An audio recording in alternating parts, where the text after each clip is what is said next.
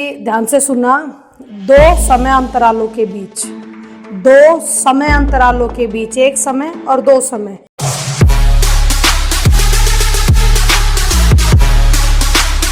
Good morning students, हम लोग geography के वर्ल्ड वाली बुक के सेकंड चैप्टर को कर रहे हैं। इससे पहले के जो पोर्शन थे बेटा, जिसमें वितरण और घनत्व को समझाया गया था, ये आप लोगों को फर्स्ट वीडियो पे समझा दिया गया था। ठीक है, आज हम इस वीडियो में करेंगे वृद्धि, यानी विश्व जनसंख्या की वृद्धि। इस वृद्धि को लेकर बात करेंगे। शुरुआत करते बेटा, सबसे पहले तो जनसंख्या वृद्धि।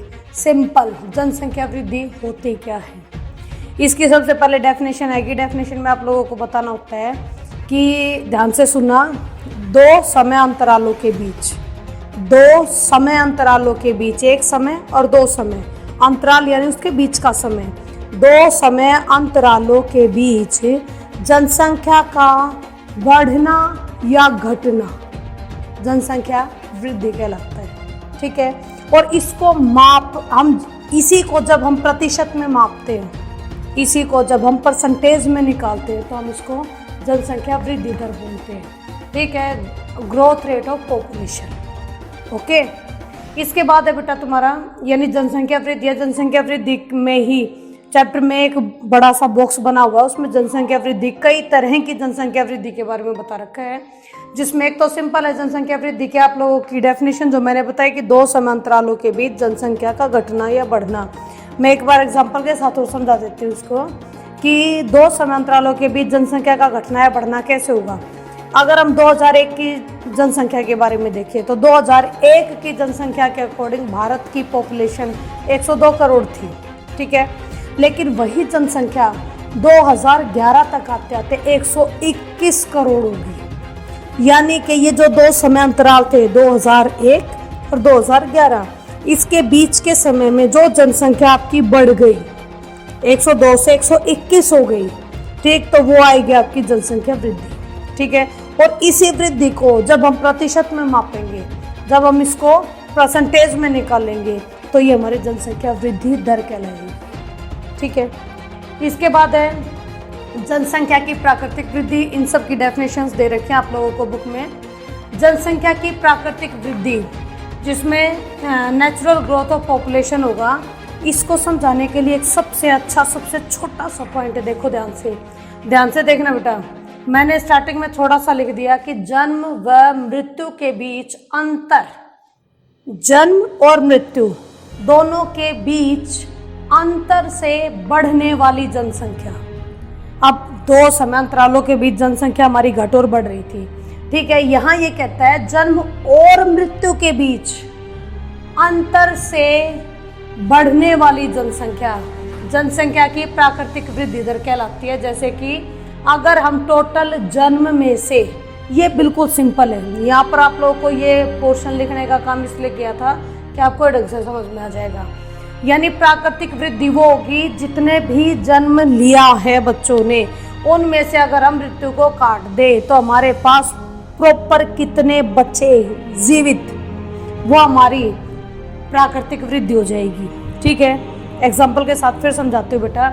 जैसे कि हमारे यहाँ पर 1000 बच्चों ने जन्म लिया। ठीक है, 1000 में से 50 मर गए।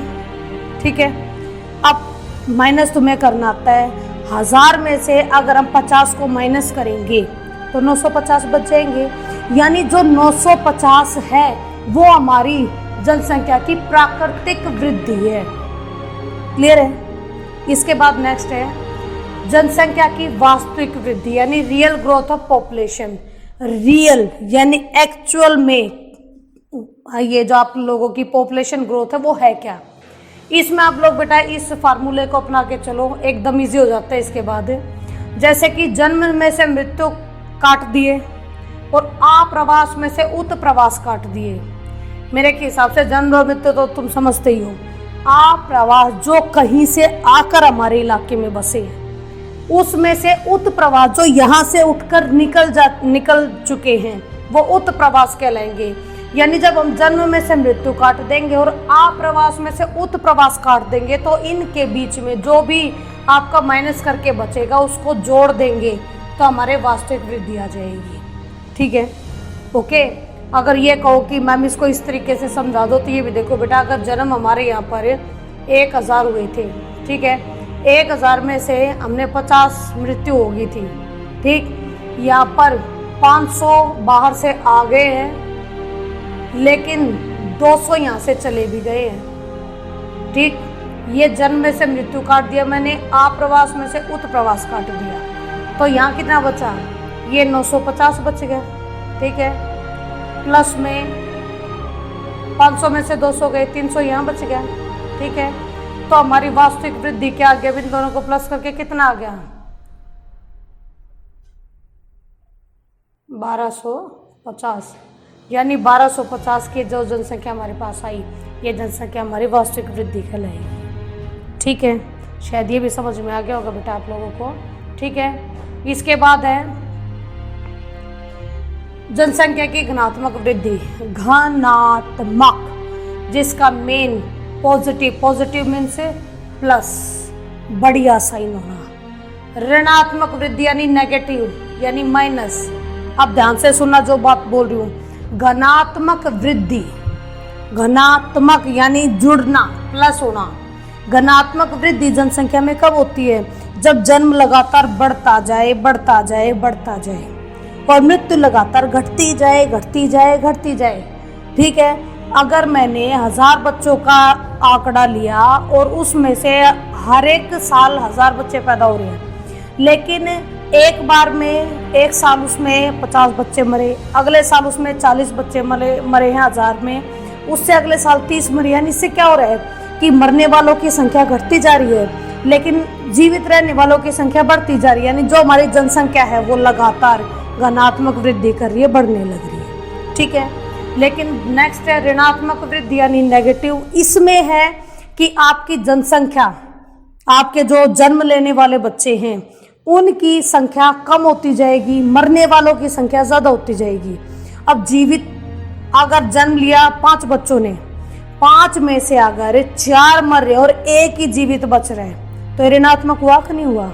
और जब कंटिन्यू कई सालों तक लगातार ऐसा चलता ही रहता है, ऐसा चलता ही रहता है कि हमारी जनसंख्या बढ़ने के बजाय घटना शुरू कर देती है, तो उसको कहते हैं ऋणात्मक वृद्धि दर। जैसे आप लोगों ने जनसंख्या की प्रावस्थाओं में पढ़ा था, आप लोगों ने प्रावस्था में पढ़ा था 1911 से 1921 के बीच में, जिसमें हमारे भारत की बस एक ही बार जनसंख्या ऐसी रही जो ऋणात्मक वे में चली गई थी।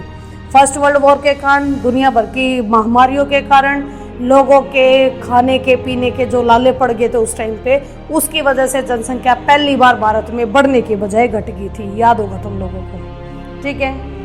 ये तो है भाई तुम्हारे जनसंख्या वृद्धि की कुछ डेफिनेशन जो आप लोगों को मैंने ये बता दी है। इसके बाद है जनसंख्या परिवर्तन के घटक, ठीक है, जनसंख्या परिवर्तन के घटक।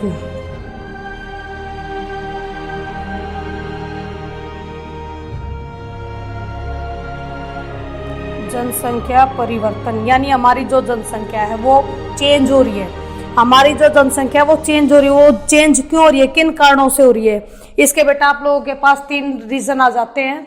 पहला है अशोधित जन्म दर, जिसको इंग्लिश में हम लोग बोलते हैं CBR, ठीक है। दूसरा है अशोधित मृत्यु दर, जिसको इंग्लिश में बोलेंगे CDR, ठीक है। आपके बुक्स में सारी चीजें मिल जाएंगी आप लोगों को। अशोधित जन्म दर समझो ये है क्या, जैसे इसमें लिख दिया है BI/P मल्टीप्लाई बाय 1000। इसको ये BI और P क्या है, ये BI और P यहाँ से समझेंगे हम। देखो किसी वर्ष विशेष में जीवित जन्म, किसी वर्ष विशेष में जीवित जन्म, मान लो हम 2020 में, ठीक है, अब मैं तुम्हें 2019 के लिए आंकड़े दे रही हूँ, तो किसी वर्ष विशेष में जीवित जन्म यानी 2019 में टोटल कितने जीवित जन्म हुए, ठीक है, यानी जीवित जन्म हुए इनसे बच्चे पैदा भी हुए और जीवित भी रहे, ठीक है। इसके अपोन में आएगा किसी क्षेत्र विशेष के मध्य जनसंख्या, यानी पर्टिकुलर किसी क्षेत्र में कितनी जनसंख्या है, ठीक है। यानी अगर मैंने इसमें क्राइटेरिया ले लिया, आप लोगों का क्राइटेरिया ले लिया इसी नजफगढ़ वाले इलाके का, ठीक है। इसमें 2019 में यहाँ पर टोटल 1000 बच्चों ने जन्म लिया, ठीक है, 1000 बच्चों ने जन्म लिया, लेकिन यहाँ पर इस पर्टिकुलर एरिया के बीच पहले से ही जनसंख्या 5 लाख थी, ठीक है। तो 5 लाख से हम उस 1000 को डिवाइड करके 1000 से मल्टीप्लाई कर देंगे और वो 1000 से मल्टीप्लाई करने के बाद हमारे पास अशोधित जन्म दर यानी कि CBR मिल जाएगा। ठीक है, इसमें बेटा आप लोगों को जो अशोधित मृत्यु दर का करोगे, इसमें तो हम लोगों ने जीवित जन्म यानी पर्टिकुलर इलाके के जीवित बच्चे बटे में उस इलाके की टोटल जनसंख्या को 1000 से मल्टीप्लाई किया था। यहाँ पर इसी को डिटो इसी को उठाएंगे, बस यहाँ पर जीवित जन्म की बजाय मृतकों की संख्या लेंगे, जितने बच्चे मरे थे उनकी संख्या अपोन में उस वर्ष उस पर्टिकुलर इलाके की टोटल कितनी जनसंख्या थी वो, और मल्टीप्लाई बाय 1000। ठीक है, जैसे CDR = D अपोन में P मल्टीप्लाई बाय 1000। ठीक है, और सिंपल वे में बोले तो बेटा जन्म दर और मृत्यु दर, जनसंख्या परिवर्तन होता है केवल इन्हीं दो के कारण। या तो जन्म दर ज्यादा होगा तो जनसंख्या बढ़ जाएगी, जनसंख्या में परिवर्तन आ जाएगा, और अगर मृत्यु दर बढ़ जाएगी तो भाई वो जनसंख्या घट जाएगी तो भी जनसंख्या में परिवर्तन आ जाएगा। ये हमारी है सिंपल फिलोसफी। ठीक है, इसको थोड़ा सा टेक्निकल बनाने के लिए अशोधित जन्म दर और मृत्यु दर को पढ़ा जाता है। हमारी जनसंख्या परिवर्तन का तीसरा घटक है प्रवास। प्रवास यानी कि माइग्रेशन। जब हम एक जगह से उठकर किसी दूसरे इलाके में जाते हैं या वहां से उठकर हम इस अपने वाले इलाके में आते हैं, जब हम यहाँ से उठकर आपके वही ज्योग्राफी वाले अगर मैं लैंग्वेज बोलूँ तो ज्योग्राफी वाली लैंग्वेज में होगा कि उद्गम स्थान से उठकर अगर मैं गंतव्य स्थान पर जाती हूँ तो मैं उत्प्रवास कर रही हूँ। ठीक है, लेकिन मैं उस गंतव्य स्थान से उठकर जब अपने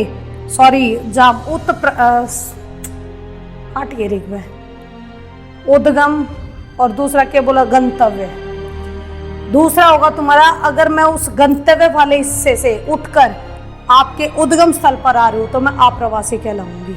ठीक है, तो यही आप लोगों को बता रखा है। प्रवास आपके दो तरीके से ही होता है, या तो अपकर्ष कारक की वजह से या प्रतिकर्ष कारक की वजह से। अपकर्ष यानी पुल फैक्टर, अप, यहाँ आऊँ अप करने के लिए मैं किसी दूसरे इलाके में चली गई। ठीक, यानी अप यानी कि और अच्छा पाने के लिए, अच्छी शिक्षा पाने के लिए, अच्छा रोजगार पाने के लिए, अच्छा जीवन स्तर पाने के लिए जब हम एक स्थान को छोड़कर दूसरे स्थान पर जाते हैं तो अपकर्ष कारक कहलाता है हमारे प्रवास का।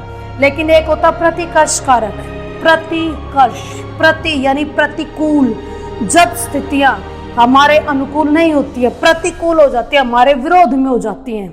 जब परिस्थितियां प्रतिकूल हो जाती है जैसे कि वहां पर कंटिन्यू काफी लंबे समय से हिंसाएं हो रही है, या वहां की राजनीतिक व्यवस्था ठीक नहीं चल रही है, लगातार महामारियों पर महामारी आती जा रही है, यानी बहुत सारे रीजन है जिनके कारण व्यक्ति मजबूर होकर अपना उद्गम स्थान छोड़कर किसी गंतव्य स्थान पर पहुंचता है, मजबूर होकर। इसीलिए इसको प्रतिकर्ष कारक का नाम दिया गया। ठीक है, यानी कि जनसंख्या परिवर्तन के घटक में 3 पढ़े आप लोगों ने, अशोधित जन्म दर, अशोधित मृत्यु दर और प्रवास। इसके बाद है जनसंख्या वृद्धि की प्रवृत्तियां, यानी लगातार जनसंख्या हमारी किस तरीके से कितने समय अंतराल के बीच में बढ़ती रही है।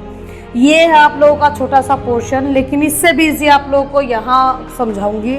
इसमें देखिए बेटा 8000 से लेकर 12000 के बीच, 8000 ईसा पूर्व से ईस्वी से 12000 ईस्वी के बीच हमारी जनसंख्या केवल 80 लाख थी। ठीक है, केवल 80 लाख थी। इससे पहले तो हमारी जनसंख्या इससे भी काफी कम थी। ठीक है, लेकिन इस वक्त के बाद हमारे यहाँ लोगों ने कृषि करना शुरू कर दिया था, कृषि का विकास शुरू हो गया था, और जब कृषि का विकास होने लगा तो भाई धीरे धीरे करके लोगों की जनसंख्या बढ़ने लगी, यानी 12000 के बाद हमारी जनसंख्या बढ़ने लगी। और जब हम पहली शताब्दी तक पहुंचे तो उस वक्त तक हमारी विश्व की जनसंख्या 30 करोड़ से कम थी, पूरी 30 करोड़ हुई भी नहीं थी। ठीक है, और इसके बाद है आप लोगों का 16वीं और 17वीं शताब्दी। ठीक है, 16वीं और 17वीं शताब्दी क्या होगा बेटा, यानी इस 16वीं और 17वीं शताब्दी तक आते आते, और पर्टिकुलर सन का नाम ले तो 1750 तक आते आते लगातार हमारे विश्व में औद्योगिक क्रांतियां सभी देशों में बढ़ने लगी थी। इन औद्योगिक क्रांतियों के बढ़ने की वजह से हमारी जनसंख्या भी बढ़ने लगी और तकरीबन 55 करोड़ तक पहुंच गई थी। ठीक है, इसके बाद 1850 से 1950 तक की जनसंख्या हमारे यहाँ परिवहन, साफ सफाई, चिकित्सा या जैव प्रौद्योगिकी, इन सब का निर्माण हो चुका था और इन सब के निर्माण की वजह से जनसंख्या लगातार बढ़ती ही चली गई थी। ओके, इसके बाद आता है लास्ट तुम्हारा 1950 से लेकर 2020 तक। 1950 से 2020 तक प्रौद्योगिकी की क्रांतियां यानी बहुत सारी क्रांतियां होनी शुरू हो गई थी, जिसके कारण हमारी जनसंख्या तकरीबन 7 अरब को भी पार कर चुकी थी। आज अगर हम 2020 में जी रहे हैं तो आज हमारे यहाँ जनसंख्या 7 अरब को पार किए हुए है, क्योंकि 2011 में ही विश्व की जनसंख्या 7 अरब हो चुकी थी, अब 7 अरब से ज्यादा है। अगर मैं इसको एक छोटे से स्केल के माध्यम से समझाऊं तो ये देखिए बेटे कि हमारे विश्व की जनसंख्या कितनी स्पीड से बढ़ती चली जा रही है। देखो, जब हम 1830 तक थे, 1830 तक हमारी जनसंख्या केवल 1 अरब थी। 1830 से 1930 तक यानी 100 सालों में ये बढ़कर 2 अरब हुई। ठीक है, 1 अरब से 2 अरब होने में इसको पूरे 100 साल लग गए, लेकिन 1960 तक यानी केवल 30 सालों में ये 3 अरब पहुंच गई, यानी 100 साल का गैप 30 सालों में कन्वर्ट हो गया। और इसके बाद तो 1960 से लेकर 1975 यानी केवल 15 साल के बीच, पहले 100 साल था, फिर 30 हो गया, अब 15 हो गया। 15 साल में 1 अरब और बढ़ के ये 4 अरब तक पहुंच गई। ठीक है, इसके बाद से लेकर आज तक हर 12-12 साल के गैप में हमारे विश्व की जनसंख्या 1-1 अरब बढ़ने लग रही है। ठीक है, यानी कि 1930 तक 1830 तक 1 अरब थी, 1930 तक 2 अरब होगी, 1960 तक 3 अरब होगी, 15 साल के बाद 1975 में 4 अरब होगी, 1987 में 12 साल के बाद 5 अरब होगी, 1999 में 12 साल के बाद फिर 6 अरब होगी, और 2011 में फिर 12 साल के बाद आपके 7 अरब होगी। अब जो हमारे यहाँ आंकड़ा आना बाकी है वो इसके साथ अब जुड़ जाएगा जब हम यहाँ पर 2021 की गणना करेंगे। और मैं श्योर तरीके से बोल सकती हूँ कि हमारी विश्व की जनसंख्या 8 अरब तक पहुँच चुकी होगी। 8 अरब, ये अभी तुम्हारे बुक में जुड़ा नहीं है, लेकिन जुड़ जाएगा जब आपकी विश्व की जनगणना समाप्त हो जाएगी। ठीक है बेटा, ये आप लोगों का चैप्टर है सेकंड, इसका सिर्फ एक ही क्वेश्चन रहता है। इसके अलावा इस चैप्टर में एक तो सिंपल है बेटा, जनसंख्या परिवर्तन के घटक के 3 मार्क्स में आता है हमेशा, ये आप लोगों से पूछ लिया जाता है। नॉर्मली इसमें से छोटे छोटे क्वेश्चन पूछे जाते हैं, इकट्ठा आज तक नहीं पूछा गया है, ये छोटे छोटे क्वेश्चन इसमें से बनते हैं। और जनसंख्या वृद्धि की जो मैंने आप लोगों को ये डेफिनेशंस बताई है, ये डेफिनेशंस हमेशा आती हैं, 1 नंबर में भी आ जाती हैं और डिफाइन करने के लिए 3-3 नंबर में भी आ जाती हैं। ठीक है, तो आप लोगों के ये सारे के सारे पॉइंट्स कंप्लीट करवा दिए बेटा। हम लोगों ने जनसंख्या वृद्धि के हर एक पोर्शन को पढ़ लिया है, जिसमें हम लोगों ने जनसंख्या वृद्धि की ये सारी तो डेफिनेशन पढ़ ली है, जनसंख्या वृद्धि के कारण वगैरह भी पढ़ लिए हैं। और अब हम पढ़ेंगे जनसंख्या वृद्धि के प्रभाव, यानी कि जनसंख्या, अगर विश्व की जनसंख्या लगातार बढ़ती चली जा रही है तो इसके प्रभाव क्या क्या और किस किस पर पड़ रहे हैं। सबसे पहली बात तो है बेटा कि जन संसाधनों पर इसके प्रभाव सबसे ज़्यादा पड़ रहे हैं, क्योंकि जैसे जैसे विश्व जनसंख्या बढ़ेगी वैसे वैसे आपके संसाधन कम होते चले जाएंगे। कम क्यों होंगे? अब एक होंगे मैम संसाधन कम क्यों होंगे जनसंख्या बढ़ने से? भाई बिल्कुल होंगे। अगर एक पिताजी कमा रहा है और उसके पास केवल 2 बच्चे हैं तो उनकी परवरिश बहुत बढ़िया से करेगा, लेकिन उतने ही पिताजी पैसा कमा रहे हैं, उसके 2 की बजाय 4 बच्चे हो जाते हैं, तो क्या वो ऐसी परवरिश दे पाएगा जैसा वो 2 को दे पा रहा था? न, कभी नहीं दे पाएगा। अब 4 बच्चे हो जाएंगे तो वो जो संसाधन वो 2 बच्चों पे लगाता था, अब वही संसाधन 4 बच्चों में बढ़ जाएंगे। बिल्कुल यही तौर तरीका है कि जैसे जैसे विश्व की जनसंख्या बढ़ती जाएगी, जनसंख्या के जो संसाधन है वो लगातार घटते चले जाएंगे। इसके अलावा घातक बीमारियां भी पनपनी शुरू हो जाएंगी, क्योंकि जनसंख्या बढ़ जाएंगे तो संसाधन कम हो जाएंगे। संसाधन कम हो जाएंगे तो हर व्यक्ति पर वो खर्चा नहीं हो पाता जो होना चाहिए उसके स्वास्थ्य के लिए, और ऐसे में बड़ी घातक बीमारियां जन्म ले लेती है, जैसे कि HIV एड्स। ठीक है, इसके बाद भाई अगर जनसंख्या वृद्धि हद से ज़्यादा हो जाती है तो जीवन प्रत्याशा कम हो जाती है। क्यों? क्योंकि उन्हें संसाधन प्राप्त नहीं होते हैं। संसाधन प्राप्त नहीं होते हैं तो उनका स्वास्थ्य अच्छा नहीं चलता। उनका स्वास्थ्य अच्छा नहीं चल रहा तो सीधी सी बात है, जीवन प्रत्याशा कम होगी। जहाँ पर पहले व्यक्ति 100-100 साल तक जिया करते, उनकी अब 80 साल तक, जापान का आदमी की जो जीवन प्रत्याशा है वो केवल 80 साल है, लेकिन अगर भारत की बात करें तो केवल 69 है। केवल 69 ईयर औसतन हर भारतीय जिंदा रहता है। ठीक है, तो हर एक देश के वहाँ के संसाधनों, वहाँ की जनसंख्या के हिसाब से हर एक देश की जीवन प्रत्याशा अलग अलग हो जाती है। जनसंख्या जहाँ ज़्यादा बढ़ जाती है वहाँ जीवन प्रत्याशा कम हो जाती है, जहाँ पर जनसंख्या कम होती है वहाँ संसाधन पर्याप्त मात्रा में बढ़ जाते हैं। जब संसाधन पर्याप्त मात्रा में बढ़ जाते हैं तो सीधी सी बात है भाई, उनका जो परवरिश होगी, उनका जो आगे बढ़ने का जो काम होगा, जिंदगी होगी, जिंदगी में पाने वाली सुविधाएं होगी, वो सब अच्छी होगी, तो उनकी जीवन प्रत्याशा नेचुरल सी बात है कि वो ज़्यादा ही मिलेगी। ठीक है, इसके बाद आप लोगों का एक मेन टॉपिक जो लगातार आपके 5 नंबर के क्वेश्चन में पूछा जाता है, इस चैप्टर का मोस्ट इम्पोर्टेंट पार्ट है ये। 5 नंबर के क्वेश्चंस में एक बार नहीं हजारों बार आ चुका है। आप लोगों का सीबीएसई बार बार इसी टॉपिक को उठाता है, वो भी सीधे 5 नंबर में। ठीक है, तो इसको थोड़े ध्यान से पढ़ना। ये हमारा है जनांकीय संक्रमण सिद्धांत। जनांकीय यानी हर एक हमारी जो पीढ़ी दर पीढ़ी हम लोग आगे जो बढ़ते जा रहे हैं वो जनांकीय संक्रमण, यानी एक के बाद दूसरे, दूसरे के बाद तीसरी, तीसरे के बाद चौथी, लगातार जो पीढ़ियां चलती जा रही है, जो संक्रमण चलता जा रहा है, उस जनांकीय संक्रमण सिद्धांत का मेन क्या है।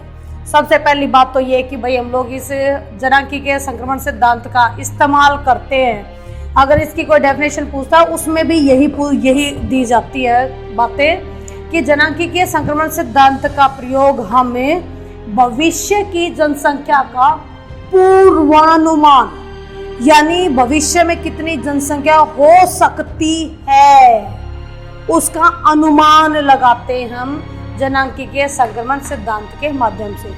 ठीक है, ठीक वैसे ही जैसे जब हमारी जनसंख्या, भारत की जनसंख्या 2011 में 121 करोड़ हो गई थी, तो उस वक्त हमने लगा लिया था पूर्वानुमान कि 2021 में जब हमारी 10 सालों के बाद दोबारा होगी तो हमें बिल्कुल श्योरिटी है कि भारत की जनसंख्या 135 करोड़ तक पहुंच जाएगी। उसी वक्त कहना शुरू कर दिया था, जिसके रिजल्ट आप लोग अभी भी देख रहे हो, 130 करोड़ को पार कर चुके और बिल्कुल डायरेक्ट तुम्हें बेटा अब जनगणना हो जाएगी, अगले साल उसके बाद मिल जाएंगे।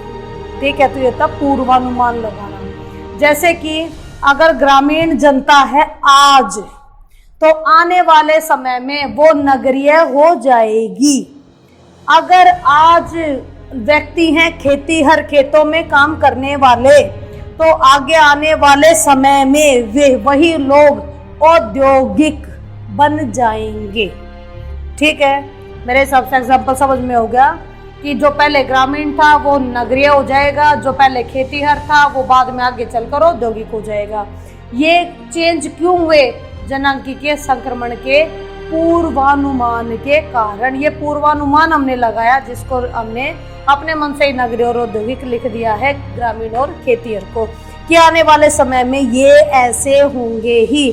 जो ग्रामीण है वो नगरीय हो जाएगा, जो आज खेतीहर है वो आने वाले समय में औद्योगिक आपकी कंट्री में जीना शुरू हो जाएगा। ठीक है, इसमें हम लोग जनांकीय संक्रमण सिद्धांत में 3 अवस्थाएं पढ़ते बेटा। 3 अवस्थाओं में मैंने एक में थोड़ी सी ज्यादा लिख दी है, यही चीजें आपके लोगों की तीनों में रिपीट होंगी, लेकिन तीनों में अंतर क्या है वो देखो। इसमें 3 अवस्थाएं, जिसमें पहली अवस्था, द्वितीय अवस्था और तीसरी अंतिम अवस्था। तृतीय अवस्था नहीं, अंतिम अवस्था के नाम से जानते हैं। जब हमारी प्रथम अवस्था आती है, प्रथम अवस्था है अल्प विकसित देशों के लिए। ठीक है, इसमें सारे के सारे तुम्हारे अल्प विकसित देश हैं। अल्प मीन्स थोड़े, अल्प मीन्स थोड़े, थोड़े विकसित देश। ठीक है, ये सारे के सारे तुम्हारे प्रथम अवस्था में आते हैं, जहां पर एक एक वर्ड का मीनिंग सुनो। अल्प विकसित देश होंगे, कम विकसित होंगे, इसलिए वहां क्यों? क्योंकि वहां पर उच्च प्रजननशीलता होगी, यानी लोगों का जन्म बेहद ज्यादा होगा। उच्च मृत्यता, यानी जितने पैदा होंगे वैसे जैसे ज्यादा पैदा हो रहे हैं, तो भाई वहां कोई स्वास्थ्य सुविधाएं नहीं है, इसलिए उच्च मृत्यता भी मिलेंगी। ठीक है। मृत्युता आपके बच्चे जन्म लेंगे ऊंची मात्रा में और ऊंची मात्रा में ही मरेंगे। महामारियों का शिकार होंगे क्योंकि स्वास्थ्य की सुविधाएं नहीं है वहाँ। भोजन की पूरी पर्याप्त आपूर्ति नहीं होगी, भोजन की कमी होगी।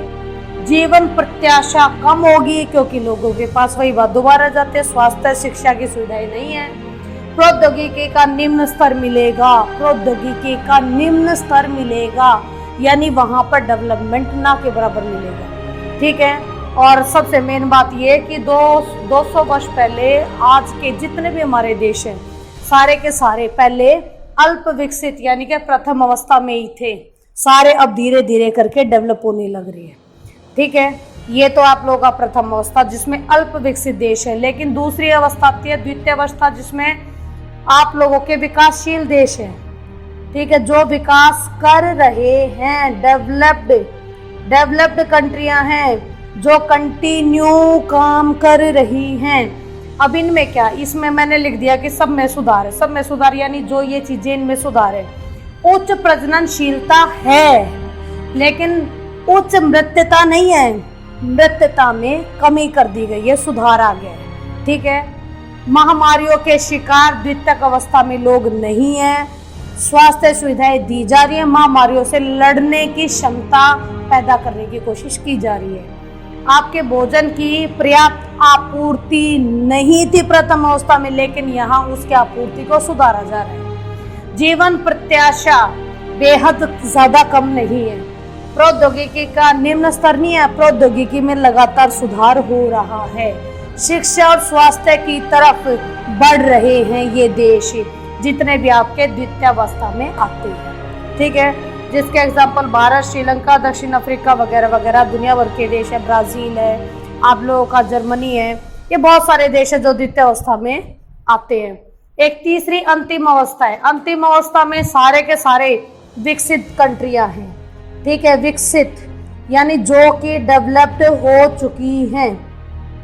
ये डेवलपिंग कंट्रियां थी, ये डेवलप्ड कंट्रियां हैं। ठीक है। अंतिम अवस्था जिसमें सारे सुधार हो चुके हैं यानी कि उच्च प्रजननशीलता नहीं है, प्रजननशीलता भी सीमित है, मृत्यता भी सीमित है। यहाँ पर महामारियों का लोग शिकार नहीं है, भोजन की बेहद आपूर्ति है, जीवन प्रत्याशा यहाँ काफी ज्यादा है लोगों की, जैसे मैंने जापान की बताई 80 साल है। प्रौद्योगिकी का उच्च स्तर है वहां पर। ठीक है। यानी अंतिम अवस्था में सारी की चीजें काफी विकसित हालत में है। तो यहाँ पर विकसित देशों के नाम लिखूंगी मैं, जैसे एग्जांपल में अमेरिका हो गया, ब्रिटेन हो गया, फ्रांस हो गया वगैरह वगैरह। ठीक है। ये था आप लोगों का बेटा जनांकिकी है संक्रमण सिद्धांत। 5 नंबर का क्वेश्चन है आप लोगों को, 5 नंबर का पूछता एग्जामिनर हमेशा। लास्ट है जनसंख्या नियंत्रण के उपाय, यानी जनसंख्या को हम किस तरीके से नियंत्रित कर सकते हैं। इसके 4 तरीके तो मैंने यहाँ लिख दिए हैं, जैसे कि गर्भ निरोधक गोलियां आप लोगों के मेडिकल स्टोर्स पर या फिर डॉक्टर्स काफी प्रोवाइड करते हैं। गर्भ निरोधक गोलियां आप लोगों को ये इसके विज्ञापन भी देखने को मिलते हैं। विज्ञापन आप लोगों के टेलीविजन पे, रेडियो पे, सारी चीजों पे देखने को मिलेंगे। कई तरह की गर्भ निरोधक गोलियां होती हैं जिसको खाने के बाद जनसंख्या पर नियंत्रण किया जा सकता है। दूसरा शिक्षा है। जितना हम ज्यादा पढ़े लिखे होंगे हमें जनसंख्या के बढ़ने के जो कमियां हैं उनके बारे में उतना ही पता होगा। जब हमें उसके नुकसान पता है तो जनसंख्या क्यों बढ़ने देंगे।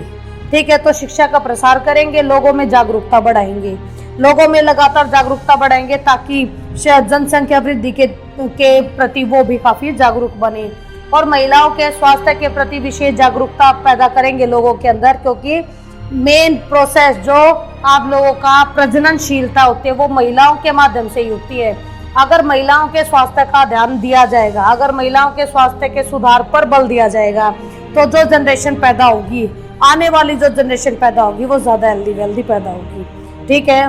कम पैदा करो लेकिन अच्छे पैदा करो। ठीक है। इस पर ज्यादा जोर दिया जाता है। जैसे कि आप लोगों ने परिवार नियोजन के माध्यम से सुना भी होगा, हम दो हमारे दो।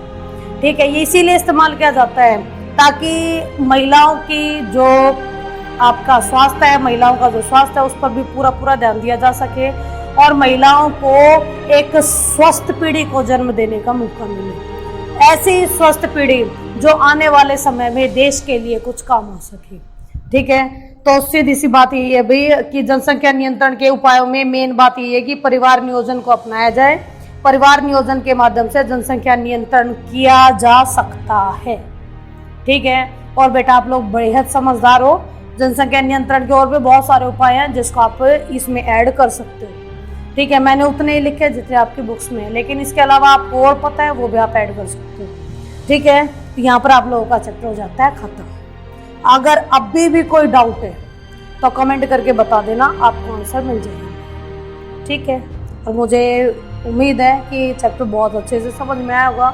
मुश्किल चैप्टर नहीं है, बहुत ईजी चैप्टर है, बस थोड़ा ध्यान से देखना पड़ेगा। ठीक है बेटा, ओके, थैंक यू।